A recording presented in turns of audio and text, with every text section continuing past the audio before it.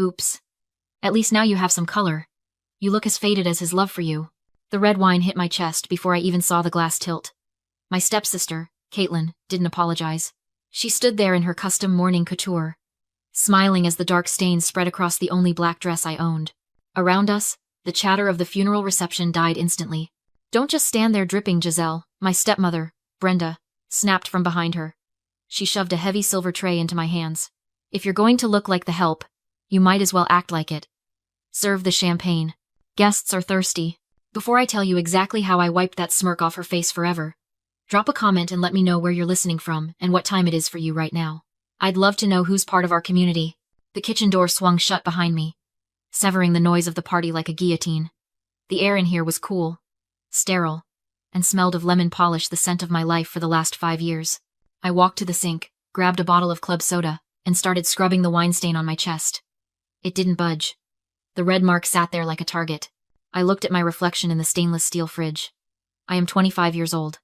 I have a degree in business management that I earned at night while changing Grandpa Arthur's oxygen tanks during the day. But to the people in the other room, I am just Giselle, the inconvenient leftover from a marriage they want to forget. For years, I asked myself the question every victim asks. Why? Why was Brenda so cruel? Why did Caitlin, who had beauty, money, and freedom, feel the need to trip me in hallways and spill wine on my only dress? Was I really that unlovable? Was I really just a burden? I stopped scrubbing. The answer wasn't about me. It never was. It was the parasite's delusion. Grandpa Arthur was the host. Brenda and Caitlin were the parasites. They fed on his money, his status, and his name. But parasites have a deep, instinctual fear of the immune system. They hate anything that reminds them they are not the body itself. I was the immune system. I was the one who trimmed his nails, read him the market reports, and held his hand when the morphine nightmares set in. I was the only one who made him smile without asking for a check afterwards. They didn't hate me because I was incompetent. They hated me because I was the mirror reflecting their own ugliness. Every time Grandpa looked at me with love, it reminded them that their connection to him was purely transactional. To survive that truth, they had to lower me. They had to turn me into the help, so they could feel like the masters. It was a psychological necessity for them. If I was human, they were monsters. So, I couldn't be human. I looked down at the ruined dress. Let them have their delusion for 1 more hour. Let them think this stain defines me. They thought they were breaking me by making me serve them. They didn't realize they were just giving me a front row seat to their own demise. I dried my hands on a dish towel. The lawyer, a nervous junior associate named Timothy, was due to read the will in 10 minutes. I didn't expect money. I didn't expect a house. Grandpa and I had made our peace long before he took his last breath. But I knew one thing for certain. Arthur Sterling never did anything without a plan. I smoothed the front of my stained uniform, lifted the silver tray of champagne flutes, and walked back out into the lion's den. The heavy oak doors of the library were closed, sealing us in with the scent of old paper and greed. The family lawyer, Timothy, sat at the head of the mahogany table, looking like a child wearing his father's suit. He adjusted his glasses, his hands trembling slightly as he picked up the leather-bound document. Brenda sat to his right, already posed like the grieving widow, though her eyes were dry and sharp. Caitlin was scrolling on her phone, bored. I stood near the door, holding my tray, invisible. We are gathered to read the last will and testament of Arthur Sterling, Timothy began, his voice thin. The reading went exactly as they expected. To Caitlin, his beloved granddaughter, he left $5 million in cash, accessible immediately. Caitlin actually yawned, muttered cool, and went back to her phone. $5 million. Dismissed with a yawn. To Brenda, his devoted wife, he left the penthouse in Manhattan and a life estate in this very mansion. That meant she had the right to live here until she died, though she didn't own the deed. Brenda smiled, a satisfied, predatory curl of her lips. It's what he would have wanted. He knew I couldn't bear to leave our home. Our home. She'd spent every winter in street barts complaining about the drafty hallways. And finally, Timothy said, clearing his throat. He looked at me, pity in his eyes. To Giselle. The room went silent. Brenda turned, her gaze locking onto me. Go on, she urged. Let's hear what he left the help. Timothy reached into his briefcase and pulled out a single, thin, yellowed envelope. It was sealed with Scotch tape. It looked like something you'd find in a junk drawer. He slid it across the polished table. He left you this. I walked forward, my legs heavy. I picked up the envelope. It weighed nothing. Brenda snatched it from my hand before I could even look at it. She held it up to the chandelier light, squinting. Then she laughed. It was a harsh, barking sound. It's probably his unpaid medical bills, she crowed. Or maybe a list of chores he forgot to assign you. She tossed it back onto the table like it was contaminated. He knew you were used to being a servant, Giselle. He didn't leave you money because he didn't love you. He knew you wouldn't know what to do with it. You're just not quality. The words didn't cut because they were cruel. They cut because a small, terrified part of me believed them. I looked at the envelope. Was this it? Was this really how he saw me? Just the girl who changed the tanks? The granddaughter who wasn't worth a single dollar of the empire he built? Brenda leaned back, sipping her champagne. Don't look so tragic. We'll let you stay in the servants' quarters for a few weeks. Until you find a shelter. The pain in my chest was so sharp I couldn't breathe. It wasn't about the money. I would have lived in a cardboard box if it meant I had his love. But this silence from the grave felt like a rejection so total it threatened to erase me. Let me get rid of that for you, Brenda said, her voice smooth as oil. She reached across the table, her manicured fingers aiming for the yellow envelope. Trash belongs in the trash, Giselle. We don't want you hoarding garbage in the house. It attracts rats. For the first time in 5 years, my body moved before my brain did. I snatched the envelope off the mahogany surface with a speed that startled us both. My chair screeched against the floorboards as I stood up. Don't touch it, I said. My voice was low, shaking, but it didn't sound like the obedient servant anymore. It sounded like a warning. Brenda recoiled, her hand hovering in midair.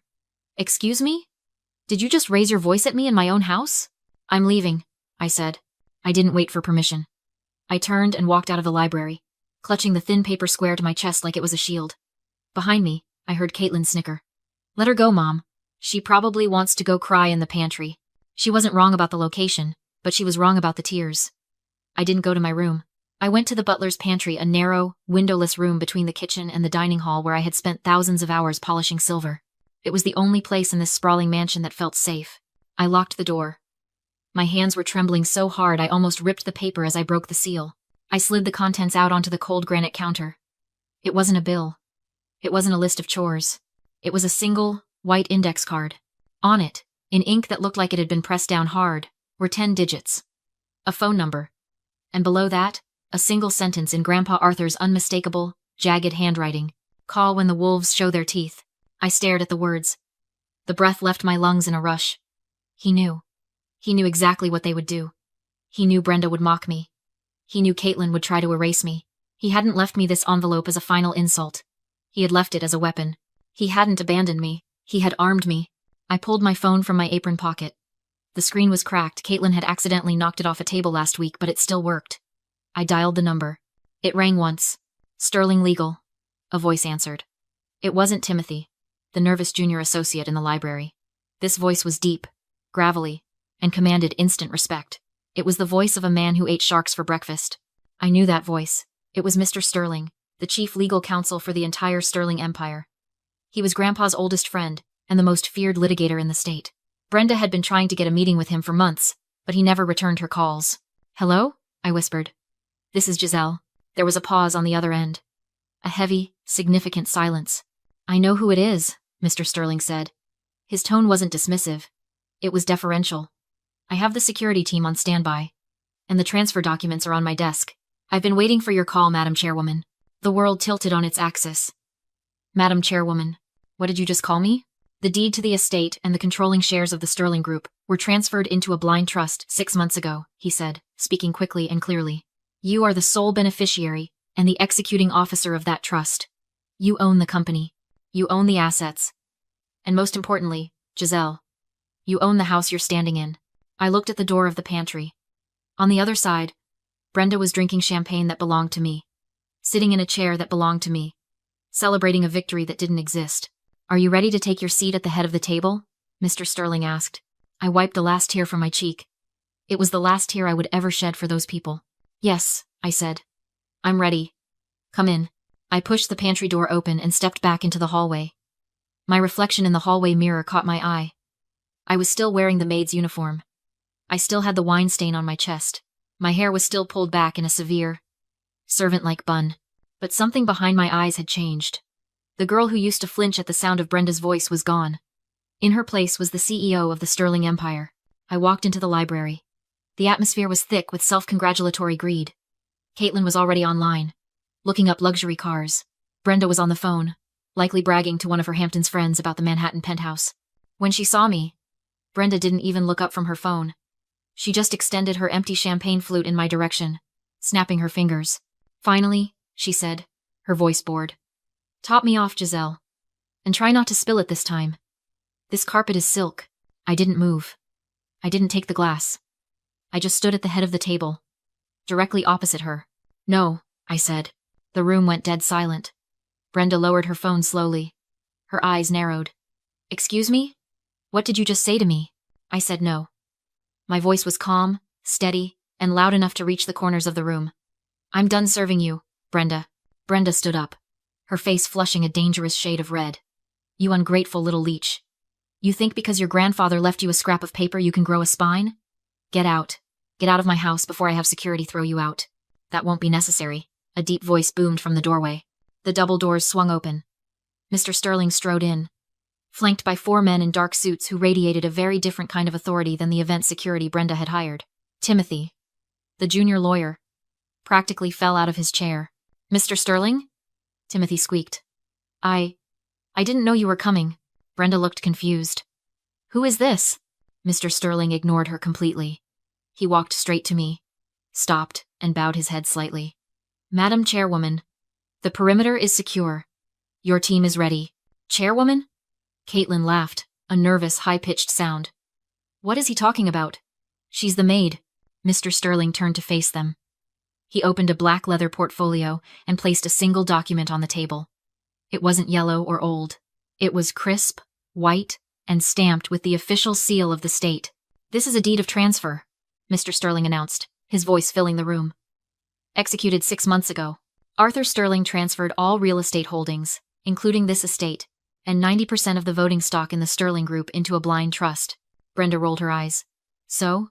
Who controls the trust?" "My husband obviously left it to me to manage."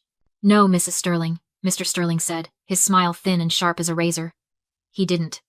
The sole trustee and beneficiary is Giselle Sterling." Brenda froze. She looked at the document, then at me, then back at the document. That's illegal. He couldn't have. I'm his wife. He gave you the penthouse and the cash as a severance package." "Brenda," I said, stepping forward. "He wanted to make sure you were comfortable while you left. But he didn't trust you with his legacy. He trusted me." "This is my house," Brenda shrieked, slamming her hand on the table. "I have rights." "Actually," I said, picking up the bottle of champagne she had demanded. I poured the expensive liquid onto the carpet, the silk carpet she was so worried about. "You are guests in my house, and you have overstayed your welcome." For a moment, Brenda looked like she'd been slapped. She stared at the deed, her chest heaving, her face a mask of crumbling plaster. But then, a slow, malicious smile spread across her lips. It was the smile of a predator who just found a loose bar in the cage. "Nice try," she purred. She reached into her clutch and pulled out the copy of the will Timothy had given her. She flipped to page 4, her movements sharp and jerky. "You think you're so smart, little girl. But you forgot about the codicil." She slammed her finger onto the paper. "Read it, paragraph 7. Regardless of ownership transfer, Brenda Sterling retains a life estate in the primary residence for the duration of her natural life." She lifted her chin, eyes blazing. "I have the legal right to stay here until I die. You may own the house, Giselle, but you can't remove me. I'll live here and make your life hell." Mr. Sterling only nodded. She was right on paper. The life estate meant Grandpa had promised she'd never be homeless, and she planned to weaponize that mercy. Brenda screamed at security to leave, claiming we were the intruders. For a moment, she had won. But narcissists don't stop when they win, they destroy. Her gaze locked on the Ming vase, the most precious item in the room. Before I could stop her, she grabbed it and hurled it to the floor. It shattered like a gunshot, shards skidding across the marble. She smirked, expecting tears. Instead, Mr. Sterling calmly flipped to a new page and read aloud. Brenda's life estate was conditional. Any deliberate damage to the Sterling collection voided it. The vase was item number 1. 4 cameras recorded everything. Brenda's rights evaporated. She was now a trespasser. Panic replaced fury as security seized her. I ordered them to remove her and call the police for felony destruction. She fought, screaming she owned the house, but it was over. Caitlin bolted. The doors slammed, and peace dropped into the room like cleansing air. Sterling finalized the transfer. When they left, I sifted through the broken ceramic and found a hidden Polaroid grandpa holding me as a baby. with a message on the back. My greatest treasure. Tears came not from loss, but release. Grandpa hadn't left me a vase, he left me proof of love and belonging. I poured out Brenda's champagne, lifted a glass of water to the moon, and whispered, "To us, Grandpa." And to trash taking itself out. Freedom tasted cold and clean,